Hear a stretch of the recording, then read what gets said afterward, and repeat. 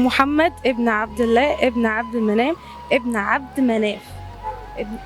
محمد ابن عبد الله ابن عبد.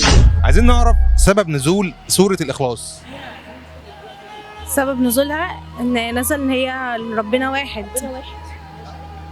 ربنا لم يلد ولم يولد، فرد صمد. ده تفسير السورة. ده تفسيرها. في فرق ما بين التفسير في فرق ما بين التفسير وسبب النزول. يعني السورة دي نازلة تقول ان ربنا واحد احد ملوش ابنائه.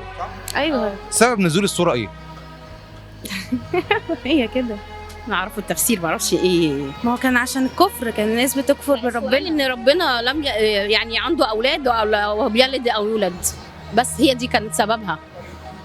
ايوه، اتسأل في عنده اولاد في ابناء، كان ايام ما كان في نصارى وكده. هي الفكره دي. معلومه صغيره كده، لما قالوا ان سيدنا عيسى ابن الله، فراح قالوا لا لم يلد ولم يولد، ان هو ما عندوش يعني ما بيولدش تقريبا. هو ده. عايزينكم تعرفوا الناس كلها، كل الناس هتتفرج على الفيديو دي، مين هو ابو بكر الصديق؟ ده كان صديق الرسول صلى الله عليه وسلم. بس كده؟ لا، كان معاه مصحف، جمع القرآن في كتاب، يعني عمل مصحف.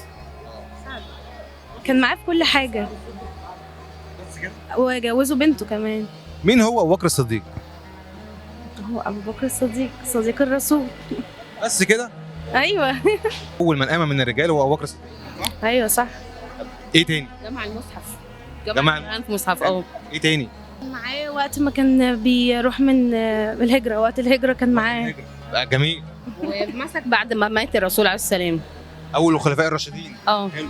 شفت جبنا. ايوه، ما هو كان كل حاجه بقى معاه. السؤال الاصعب، قول. اسم ابو بكر الصديق ايه؟ ايه ده؟ ابو بكر. هو اسمه ابو بكر. هو اطلق عليه الصديق عشان هو كان رسول، صديق الرسول. بس هو ابو بكر الصديق. ايه اسمه تاني؟ ايوه، لا ما خطرش على بالي يعني ايه اسمه. لا مش عارفه. نعرف اسم الرسول بالكامل. انت بتقولي دلوقتي ان انت فاجئتيني ان انت بتقولي عارفه اسم الرسول بالكامل، صح؟ امسك المايك. امسك الكاميرا. اسمه محمد ابن عبد الله ابن عبد المنام ابن عبد مناف. محمد ابن عبد الله ابن عبد لا انا اتلخبطت. سؤال الجمهور، ولو عندكم تعليق قولوا عليه. سؤال الجمهور وسؤال المتابعين للحلقه اللي جايه، مين هو عمر بن الخطاب؟ اكتبوا لنا، قولوا لنا مين هو عمر بن الخطاب وتعرفوا ايه عن عمر بن الخطاب. ما عنديش مشكله، معلومات دينيه يعني، مش حاجه غلط. موافق ان احنا نذيع؟ موافقين عادي. هدفنا من الفيديوهات دي ان احنا بنوصل معلومه، بنوصل سواء للناس اللي معانا او الناس اللي معانا بتوصل لكم معلومه. هو ده هدفنا من الفيديوهات.